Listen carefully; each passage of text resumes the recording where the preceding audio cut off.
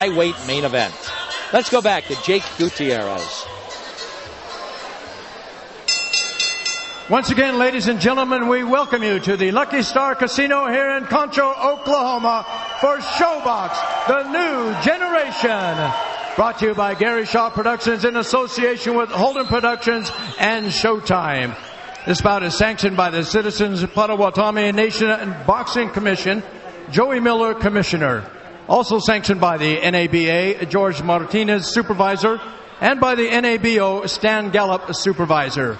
Our three judges who will score this bout will be Barbara Bonnick, Gerald Ritter, and David Sutherland. And your referee in charge is Gary Ritter.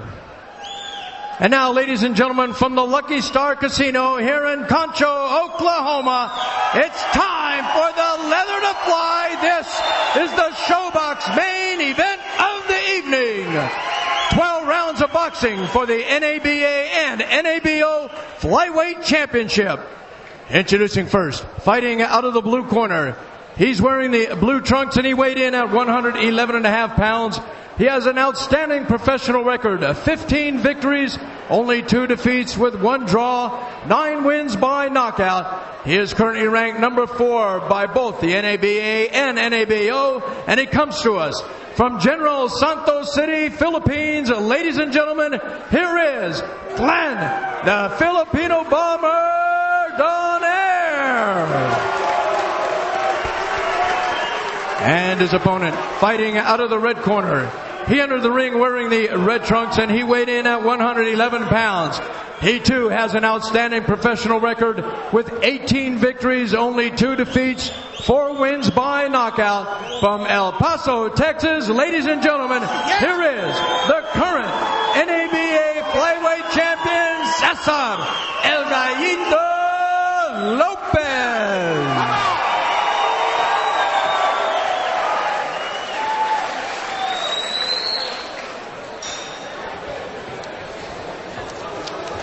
Okay, gentlemen, this is 12 rounds for the NABO and NABA flyweight title.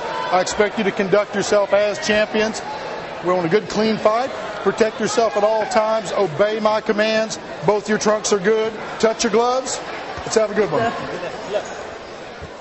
Size-wise, you can see these two match up very well, and they're very happy to have found each other because flyweights so often have to fight well over their natural weight.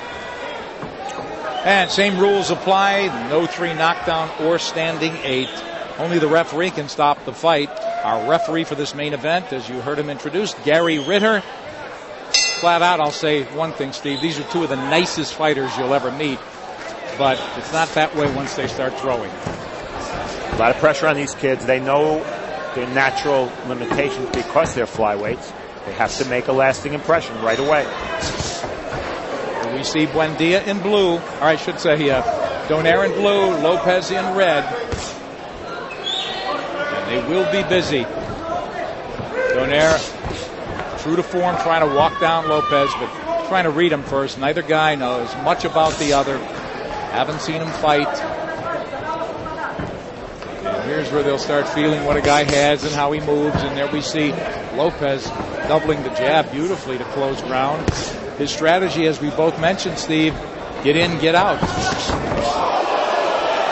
a nice counter punch from Lopez. You see the experience. These guys are pretty close.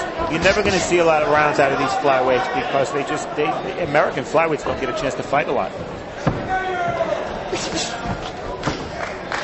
Lopez very tight guard as Donaire probes to the body, comes up short. Lopez really putting those punches together. He clearly looks like the faster guy. And Nick, I think Lopez did his homework. You see a lot of movement to the left, but also a lot of movement to the right from Lopez, which is probably a good idea because Donaire's big punch is that right hand. Yeah, really using the ring. In other words, don't let Donaire set up. You think Lopez was depressed when he saw the size of this ring? He was depressed when he saw the rain, I think. The rain and the cold for him. He complained a little bit, not complained, but commented on it. He's not used to it. But we're in a tent, basically partially outside. It's a cool Friday night. But now it's all business as Lopez, you're right, I would get a little depressed in a 16-foot ring, but he is making the very most of it and making Glenn Donaire find him. Donaire trying to set up those power shots. Comes hard with that right hand over the top now. Oh, good fight. Nice hook as Lopez perpetually in motion. Good evasive action there as he slips a couple of shots. Once again, not getting hit flush once in this round. Well, Lopez moves a lot, and that's one of the reasons he doesn't score a lot of knockouts. He very rarely plants his feet, where Glenn Donaire has the mentality of a puncher. You will see him plant his feet, dig into the canvas with his feet, and let that big right hand go. Lopez reading, not wasting anything. Interesting, comes in with a big overhand right hand as a lead, then backs off. So he's playing the playbook is playing out perfectly so far here on the first for Lopez. A big round for him. We hinted on strategy. Let's hear it from both, beginning with Cesar Lopez. I adjust well to the fighters. I can either box or slug it out with them. But we're looking to box this fight. We're going to outbox my opponent and move in and out. And I'm just like a Mexican fighter. I mean, straight to the body and moving around. I heard that Lopez is an inside fighter. He keeps coming in. But I heard that a lot. My last opponent, you know, I was told that he's a brawler. And but when I fought him, he started to run from the first round to the last. So most likely, I believe he's going to box me, you know. I'm more a hard puncher, and we'll see about it. Okay? Rub that Vaseline. Rub it in. Oh, okay. Good. Rub it in good. Okay, sorry. There you go. Okay? Remember, combination. Glenn Donaire, trained by his father. They're speaking Tagalog and a Southern Philippines dialect in the corner, so we won't be understanding much. And Nonito, his brother, we hear, will help with the translation. Cesar Lopez doing everything, I think. It's very early, Steve, but exactly what a boxer should do. He's able to fight so quick. Get in, punch, get out. Just a lot of natural speed, beautiful movement. He's in the red. And he's just making Donaire think every time before he commits. Meaning Lopez is dictating very early in this fight. It'll be interesting for the judges, too. Assuming Glenn Donaire lands his share of shots in this fight, and the judges are challenged. You know, how much credit do you give Lopez for much softer punches, and how much do you give Glenn for landing bigger shots but fewer of them? Right. Steve, so far I like Lopez's conviction to his shots. They don't seem that soft. Nice little right hand from him. Not in that sequence, but there's a good left hook. And back with a hook comes Glenn Donaire. Trying to corner and force Lopez to fight, but you got to be cautious. This guy, again, very clever and hard to hit flush. Boy, Lopez is all about technique to generate his offense. The little head fakes, evasiveness, really making Donaire again think before he commits, and then not being there to be hit in return. Short with those double jab, with that double jab. Lopez back as soon as Donaire tries the power shot.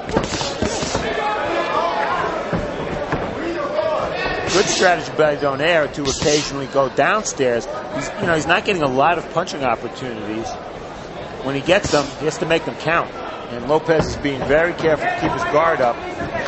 So the counter punches to the body. Donaire would do very well to get Lopez to lead and then answer with counters. Boy, Lopez wouldn't want to be there, and he's able to spin out and avoid getting roughed up in the corner. Lopez again constantly turning. Nice uppercut that got through. He's taking shots at the shoulders, on the arms, but not taking anything clean to the head. Even blocked that hook, but here comes Donaire firing big time. Lopez, good evasiveness. He gets cracked, though, by a left. Walked into that shot. Here comes Donaire slamming away. Left hook, right cross. Lopez never been down there. Donaire's been down a couple of times. Boy, Lopez content to duke it out and then not be there, but he's gotten Donaire's respect by electing to trade. Well, they both landed big power shots this round. Excellent second round in Concho.